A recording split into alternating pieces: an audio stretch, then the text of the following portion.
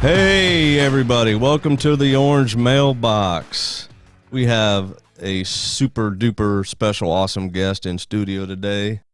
Newly elected mayor of Gas City, Indiana, the Honorable Bill Rock. Bill, thank you for being here with us today. Well, I appreciate you guys letting me be a small part of the Orange Mailbox. All right. It's kind of exciting to be on this program. Well, we're just kind of getting started, so we've had a few people on, and you're probably the highest profile person we've had in. Really? Yes. Now, you don't have to say that. I got 4 years before election comes up again, so unless Hey, you're we'll get running in for something. we'll talk politics after a bit. We don't want to just jump right into that and start arguing with each other. That's fine. Anyways, Bill, we really appreciate you being here. Most of our listeners probably do know you, but for those that don't, can give us a little bit of background on who Bill Rock is, where you came from. You grew up in Gas City, right? Yep, Gas City, went to Miss Cinewall. My parents were Bill Sr. and Barbara Rock, and they had restaurants. They started Rock Concession in 75. Sandy and I, my wife, bought Rock Concessions in 94, bought 2 concessions from my parents. Then we've expanded 2 in the meantime. Have done a little bit of everything. I've been a carny. I've been a burger flipper and, concessionaire. I've been a council person. I've been a television, produced an outdoor fishing and hunting program on the Outdoor Channel and the Sportsman Channel, and just having fun with life, and now into politics as a mayor. So, just a little, I don't know if those all fit together, but it kind of gives you a little bit of a difference that we've done in our lifetime. Well, they all add to your life story, that's for sure. Yes. Speaking of your wife, how did you meet Sandy?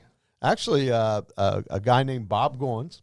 I was 16 and he was 15, and he wanted to go to Fairmount. There was a girl named Dawn Shields, D-A-W-N, and Sandy happened to be with her. Uh-huh. So I took Bob to Fairmount, and I met her there in Fairmount, and we dated on and off through high school, and then we got married in 74, and had been married 45 years this April, or it'd be 46 years this April.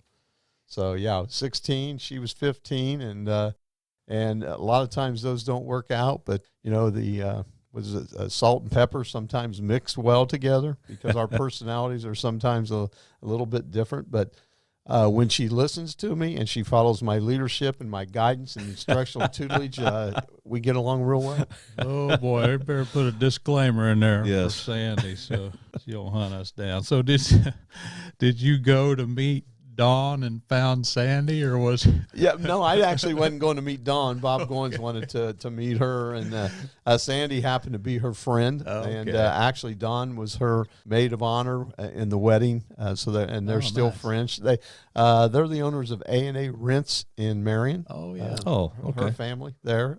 Now, did you guys did you graduate? What year? I graduated in 71, and Sandy graduated in 73. 71, 73. I was young for my age, and so that's why the age difference of 16 and 15. So there was rumors that you didn't graduate, but that cleared that up. I did graduate. I'm just kidding. Yeah. Well, some people will probably believe that. So. Now, did you play any sports in high school? I did not. No, I had an option of working because my parents were workers. They had restaurants, and my dad just didn't understand the fact that you practiced every night.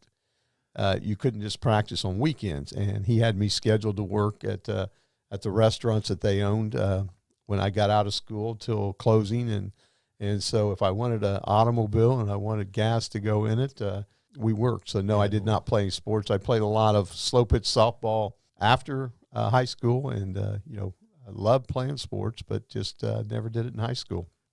They started in the restaurant business with B&B, and was that their initial? Absolutely. They actually had the Twin City Drive-In when the old Iron Bridge, which you two are way too young for that, but there was before the new highway come through Gas City, there was a little restaurant called Twin City Drive-In. Yes, they had Oaks Drive-In where Cole's is. Yeah.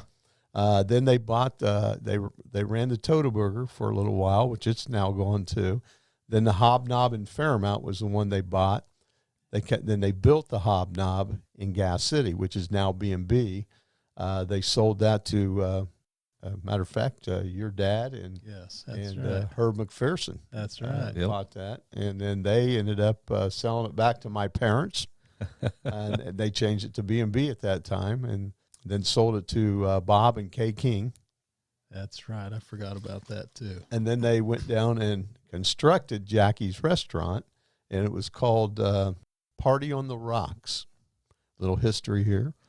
And then Jackie came in and was looking to buy a restaurant. They sold to her. Jackie called it Jackie's, and Jackie's built that business up to a really nice restaurant. I think it won the Grant County's greatest family restaurant this year. So, really? A lot of history there in the food business. Yes. She even had the governor stop there and eat breakfast. Absolutely. Yes. Yep. Governor's been there, and the mayor's ate there. So have you eaten there yet? Oh yeah, yeah. The mayor's eaten there. I've eaten there several times, and it's very good. Service and the food is top notch. Absolutely. Now, you said that you spoke a lot about your parents and their things that they established in your life and your work ethic. And outside of your parents, who are some of your major influences in your life that have kind of steered you to where you are today? Well, there's been several of them. Back before I started doing Indiana Outdoor Ventures with Duke, there was used to be a local program called Expressions with Jeff Gawley. He's a retired firefighter. He'd go around the county, have different shows, and they had Duke and I on the program, and that's how the outdoor program started. But Inga Hart North was one of the people that mentored me. She's in Florida now, but she ran the studio there for a long time and would give me a lot of her guidance on the way. And then I've just had a lot of concessionaires that I ran into. The Apple Dumpling, Lou Bulls, he was always a guy I looked up to. Joe, Tacos Joe, always gave me advice. So I'm going, matter of fact, your parents, your dad, Tom Graves, who just recently passed away, was always one that was had me when I was a younger guy and maybe going down the wrong path. You'd have Jerry Horn or Tom Graves or John Ramey. Somebody would pull me in and say, "Hey, look, you need to stay on this line. Don't follow our line." Right, exactly. Which they all three were good men. So. I know everybody has a story of some kind of obstacles that they've had to overcome, and everybody hits snags in life along the way. Seems that they've propelled you forward instead of pulling you backward. What are some of them obstacles that you've had to overcome, challenges that you've had to face in order to be where you are today? Well, I think everybody that has a good story has one that was low. There was a time I couldn't find a job. I finally got one at RCA, but I was going around doing anything I could. If it rained, I was out gathering up night crawlers and taking them to bait stores and selling them, finding part-time work, hod carrying, doing whatever it takes to make sure that Sandy and at that time a new baby, Brandon, my oldest son, was born, and things were going a little south here in the county, and a lot of factories were shutting down, layoffs. And so whatever it took, I'd pump gas, I'd collect night crawlers, I'd do whatever. If there was an obstacle in my way, my dad always told me, don't let that obstacle stop your goal. Figure a way to go around it, over it, under it, somehow or another, but don't lose your dream of where you want to go. Well, at times sure have changed today, haven't they? They have. Yeah. The work ethic just is quite there, and I credit my parents with that. I seen them work to make sure that I had a good life as a kid growing up, and I sure wanted to make sure that my kids had a good life when they were growing up. I can tell you how I overcome obstacles. I eat a giant Rock's tenderloin. Oh, yes. You didn't bring one with you, did you? That cures any ailment you have. For those of you that have never had a Rock's tenderloin, I'm going to do a little advertisement for you here. If you've never had a Rock's tenderloin, you don't know what you're missing. So come to the James Dean Festival, the 4th of July. Oh, my gosh. Ducktail Run. Concerts in the park. First Friday. Oh. We're going to bring a couple of those over to Gas City this year, May and June. So because I won't have the time to be organizer in Marion. So right. I don't know if they're planning on still having one or not, but Gas City is going to. There's some exciting things going on right now in Gas City in just the few weeks that you've been in office. Tell us a little bit about possible hardware store coming in, or Absolutely. It's kind of a funny story. The new city engineer I have, Jason Miller, we were sitting in my office and kind of looking around and saying, okay, there's got to be more than just sitting here. So I said, what this town needs, and we haven't had for a long time, is a lumberyard hardware. He goes, I did a survey for a guy. It's called Gilman Do It Best. So he gave me the number. I contacted him. He was in Colorado skiing. He goes, you realize I'm out here skiing. I said, well, his name's Charlie Gilman. I said, well, Charlie, you can't be skiing right now. You just answered the phone. Find a bench, get a drink, sit down, give me 3 minutes. So we talked for a little bit, and he kind of laughed a little bit. Hey, I've never been solicited while I'm sitting on a bench having a drink in Colorado skiing. He goes, I'll be back in about a week. I'd like to meet up with you.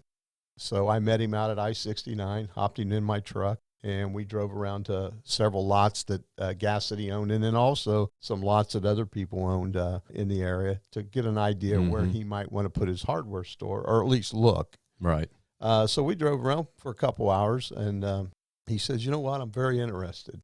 I'll be back tomorrow. I'll bring my son. He is the general manager of all these stores. He's got 12 of them throughout the state, 2 of them in Ohio. I've been to several of them with my job. Oh, so. Great. So you know a little bit more about him. So he come back the next day, and I got to give kudos to Mike Anderson Chevrolet. Charlie had a flat tire, or getting a low tire, and he goes, a place I can go and get this tire fixed before I leave town. I said, let me take care of this. So I called down, talked to Eric Skeens at Mike Anderson. Eric goes, tell him put the keys in the car. I'll come down and get it, and we'll bring it back. So sure enough, Charlie looks at me. He goes, really? I said, that's how this town works. Yeah. We are a close-knit town. We help people out when we can. So Eric come down, picked it up, brought it back. When Charlie was leaving, he goes, you know what? I'm not going to commit today, but I'm really, really close to saying I want to make Gas City a home for new lumberyard hardware. So about 2 days later, I get a phone call, and he gave me a verbal commitment. Yesterday, I talked to him about 3 times on the phone. We're getting all the paperwork done. He wants to start construction ASAP by April. And, of course, with weather, you don't know when it'll go. But we met with the redevelopment committee, approved the 5 acres that he needs. Planning commission will meet Monday night, and we'll get that approved. And then the land will Charlie will sign the agreement, as I will. And then whenever he can get starting construction, we'll have it rocking and rolling. Man, that's fantastic. It's nice to see somebody with not so much a different vision, but a new vision for Gas City and the surrounding communities, because whatever you do in Gas City, it affects other communities because we shop in Gas City. Absolutely. So when people say Bill Rock, the new mayor, he's got some pretty big shoes to fill. He had Beaner Lynn. He was mayor for 9 terms. 100 years. I don't remember how many years. Larry was 5 terms. Larry was 5. Beaner was 9. And Bob Ray was 5. Bob Ray. Before Beaner. So people say you have some pretty big shoes to fill. In my opinion, the only shoes you need to fill are your own. You have your own ideas. You have your own core group of people that you surround yourself with. Surround yourself with good people, good things are going to happen. And it's obvious that good things are starting to happen. There's some projects that were laid down by the previous administration. You have that from administration to administration. So there's going to be some overlap there. Yeah, the auditorium is one that when we were on the council, we got going. We're looking forward to that get rolling. But you had a hand in that. Absolutely. Yeah, I was on the council when that happened. So, but yeah, we have some different dreams. I mean, and not to take anything away from the past administrations. Sure. But we're going to bring some new energy, and you're 100% right. We put people around that I can trust to do that position, so I don't have to micromanage. When the park board meets with somebody, I'm going to trust their decision. When my engineer tells me what's going on, I'm going to trust his decision. And we get together as a group, our attorney, our redevelopment committee, which I've got Jim Spurgeon, Adam Skeens. I wanted to get some younger people in there. Russ Corbin, Dave Huffman, and Larry Twilliger are the redevelopment committee. So we've got a group of guys that we meet with. I listen to them, although I'll bring some of the ideas to the plate. And then what direction do we need to go to make them happen. Here's our dreams, because it's for the best of, as you said, Lamar, if Gas City's successful, so is the rest of the community. And I look at it the same way. If something happens good in Upland or Marion or anything in the county, it's going to benefit Gas City as well. So we're all in this together. We're a team. And there may be times that I reach out to, and I know there will be, and talk to some of the Upland town boards of what Upland's done to make it better. Sometimes you don't have to come up with the ideas. You go to other towns and visit other mayors, and they've reached out to me unbelievably and told me, come and look at our town. We'll tell you how we got there. If there's something you see you like, we'll help you. We're all in this together. Well, you're definitely a go-getter, and if anybody knows you at all, has any sliver of a brain, they know you're a go-getter, and success breeds success, and that's exciting to see in the years to come. Maybe you'll serve for 9 terms. Maybe you'll serve for 12 terms. I don't know. Well, I don't know. But, I do plan on, I've got some, we've got some ideas that we want to see accomplished. And we set our goals. And as I mentioned to Logan and you earlier, if an obstacle's in our way, we'll figure out a way to get around it. Because whatever we get done will be good for our town. And that's what it's all about. How has the transition been from old administration to yours? I mean, we understand that there's going to be positions that are going to be filled by your people. Absolutely. That happens with any administration from the state level, local, national. It happens. That's the way it is. But I mean, I know there's going to be some level of animosity at some point. It's the nature of the beast. But the transition from Mayor Leach to you, it seems to have gone pretty smooth from what I've seen. Well, yeah, we've, we had some snags probably right there the first week or so.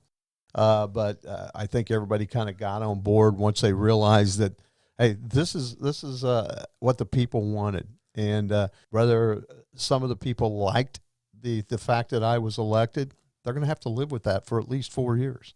And I put people around me that supported me, that trusted me, that I supported and trust them, because they had me all through the campaign. They were there, they support, and I felt like I needed those people around me. The ones that didn't, and sometimes this may sound selfish, that didn't support me, and that I replaced them. I wanted some people on the park board that were younger, more energetic, and I put some younger, energetic people there. I got a younger engineer. He's local in the Grant County. We've used one from out of the city for years and years through all those. I've just always felt local is, if I can help somebody locally, it's going to help our community that way too. So I replaced some people on the redevelopment committee, and they helped get the hardware store, lumberyard coming in. So yeah, it was just, it's getting smoother and smoother every week. Well, I like what you said. It's what the people wanted.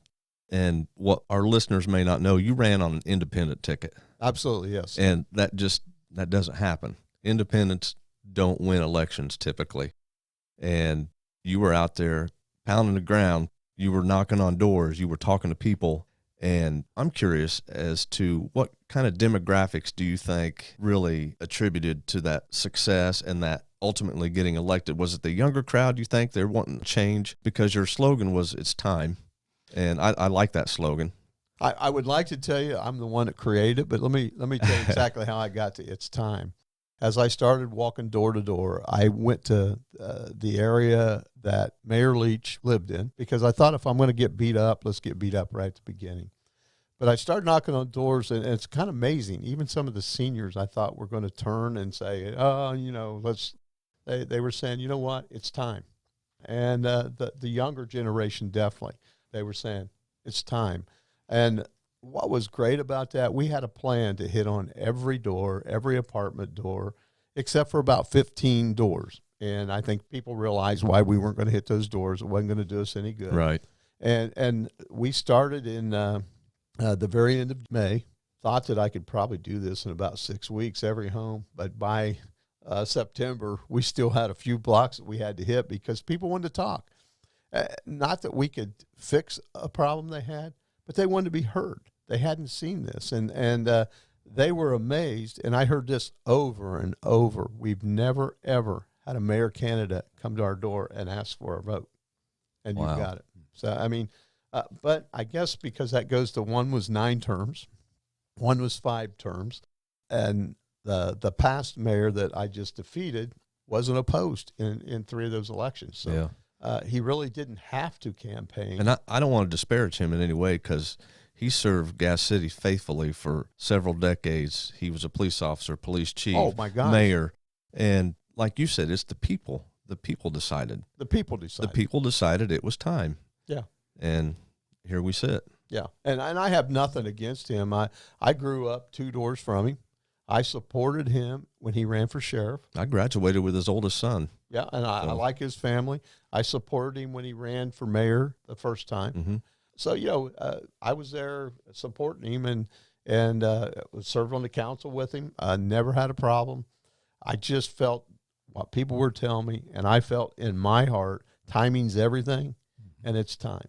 And I think that we're going to see this, because going with the hardware lumber store, we're going to take a drive around some of these Gilman Do-It Bests and see what's come around them.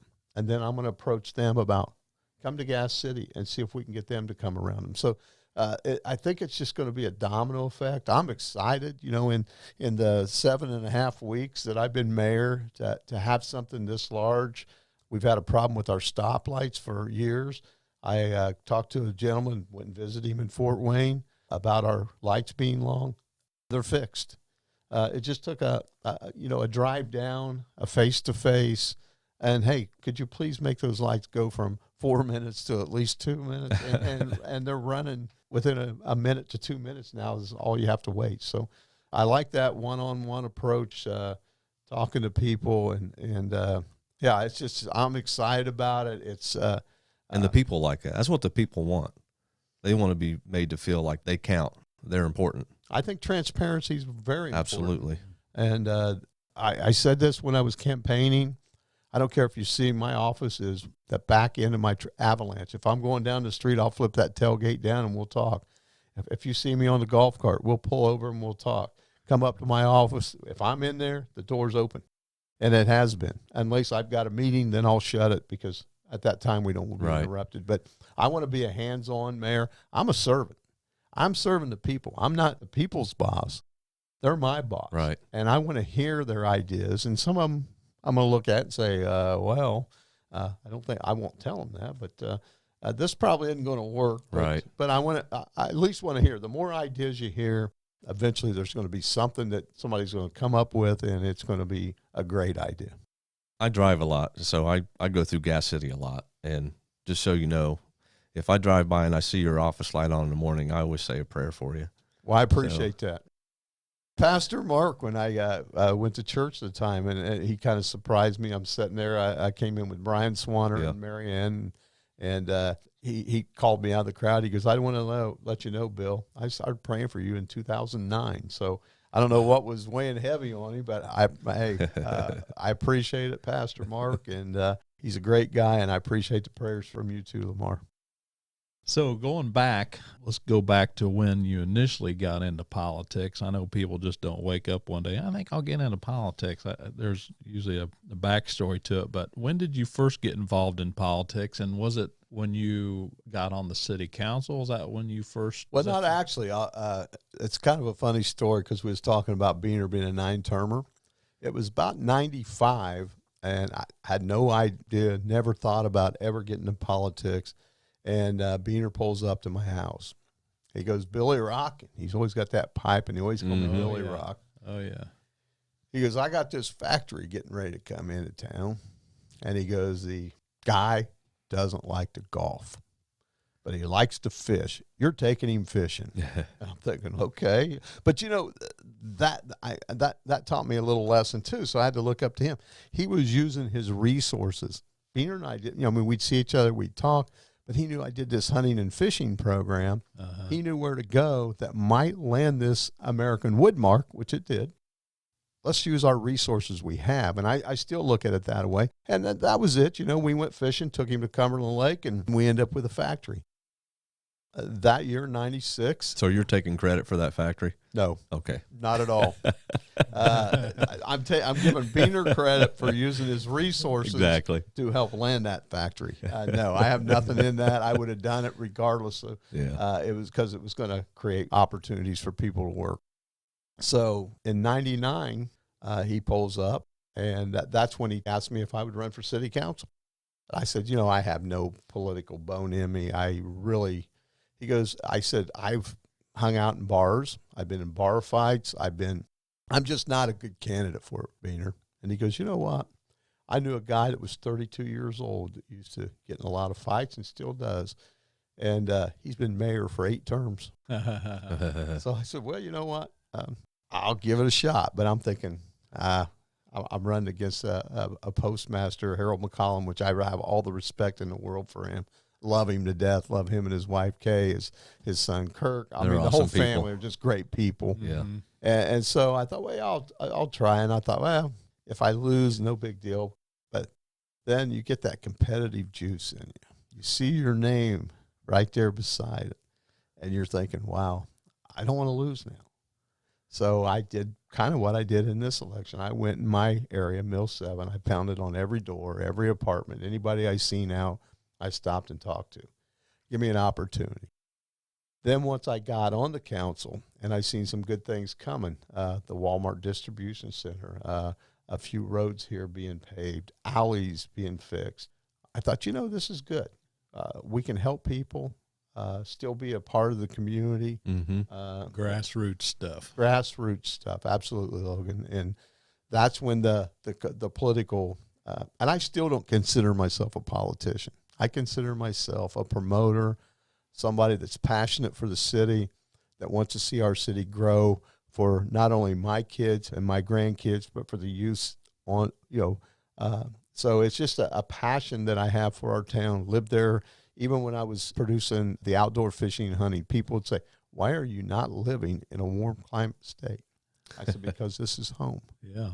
I love this city. I love the people in this city. And so we just kept ourselves planted right there. Plus, you got a nice piece of land there by the park. It's a good, that's a good, and that's kind of funny too, because it was like a junkyard there, and everybody goes, why are you buying that property there?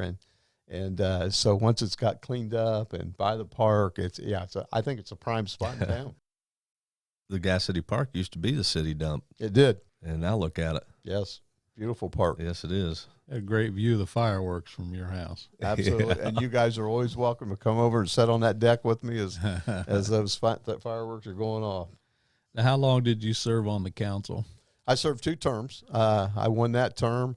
Then the next year, it was a pretty close race between Harold and I. But I always made this, I'm not going to be a council person that you see me every 4 years. I would go around on my bicycle or my golf cart or walk the streets and talk to people in my neighborhood. The next election, I won with 80% of the vote. Wow. So I was real happy with that. And it's just a strong area. So then I decided to not run again. I set out 2 terms. But I still stayed active in the area that I supported. Mm-hmm. I would get a lot of calls in the 8 years still thinking I was a councilman. And so Sandy says, you know what, why don't you run for council again? I said, Sandy, I just want to let you know, if I run for council, I'm going to run for mayor. Because 12 years earlier, I'd ran against the mayor, and I'd lost by 51 votes. And when you're competitive, doesn't sit well, does it? I would have lost by 500 and I'd have went away. Yeah. But when you lose by 51 and you think in your head, that's only 26 people, you got to change their mind. Yeah.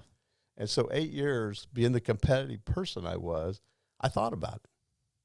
And so when she said, go ahead and run for council, she gave me the green light. And so that's kind of how the politics in. And now, when I see good things happening in our community, again, I don't consider myself a politician. I consider myself a passionate person for our city, and I want good things to happen. But you're a good motivator, too. You motivate people to want to do well. That's I see that. I see it all the time. Yeah.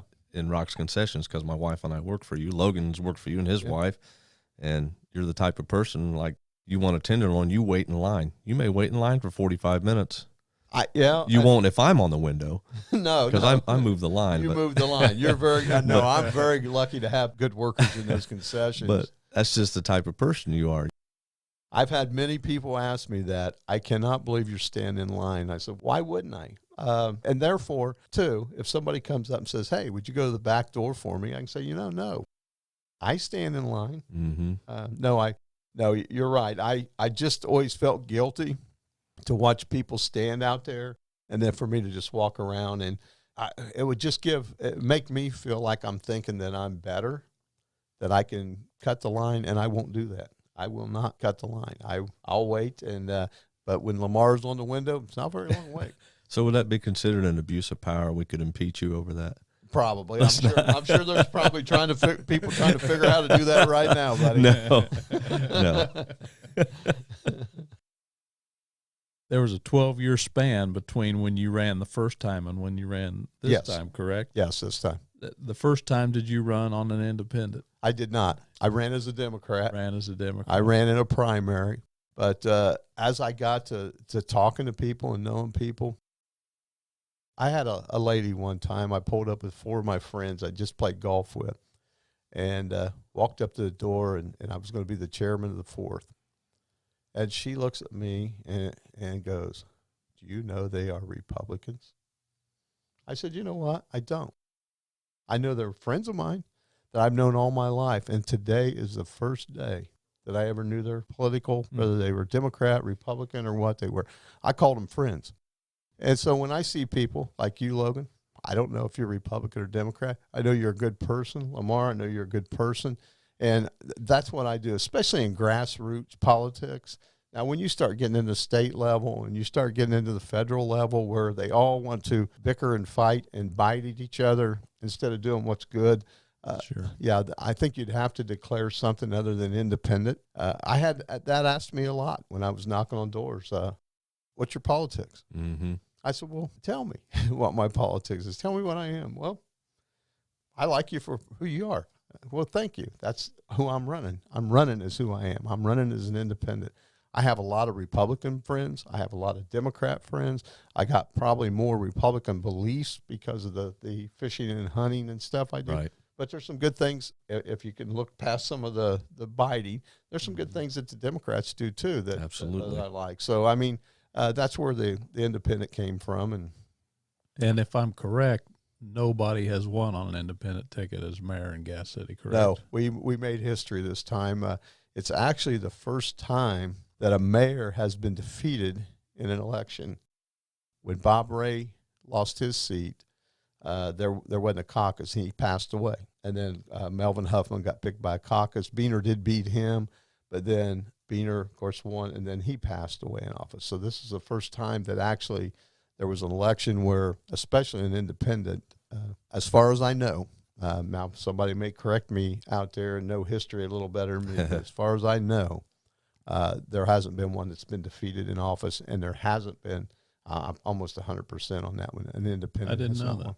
I bet if our grandfather were still alive, he would tell you right now. He would know. He would. He definitely would know. And there's probably a few history buffs out there right now listening. They're probably clicking in their mind saying, wait a minute, this guy is wrong. And I'll be the first one to stand corrected if that's not the case. I mean, just as far as I know, that's how it's went. Well, if he's wrong, to our listeners, just send us a message.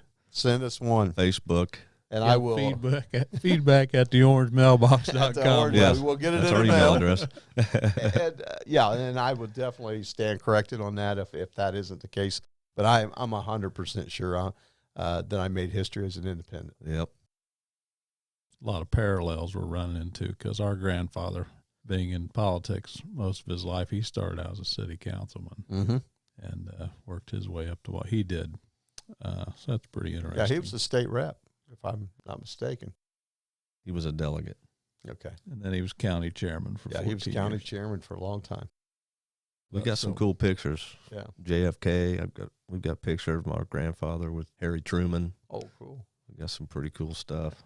Yeah, 52 years was another thing we made history. It was 52 years of Democrat controlled too, and there hadn't been a change. So when I made some changes coming in, it wasn't the same old, and they're like, whoa, wait a minute here. This is Why is he doing this? Why is he putting more energetic people or some people that think and tell me what I need to hear and not what I want to hear? He's not dictating us. He's basically listening, and we're on the same plan with him now. And so that makes a difference when you got 52 years. Sure does. And then all of a sudden somebody walks in and has different ideas, different thinking, and it's scary to them. And now I think they're starting to say, you know what, maybe this isn't so bad. You've been listening to part 1 of the interview with Bill Rock, Gas City, Indiana's newly elected mayor. Stay tuned for part 2 on the Orange Mailbox.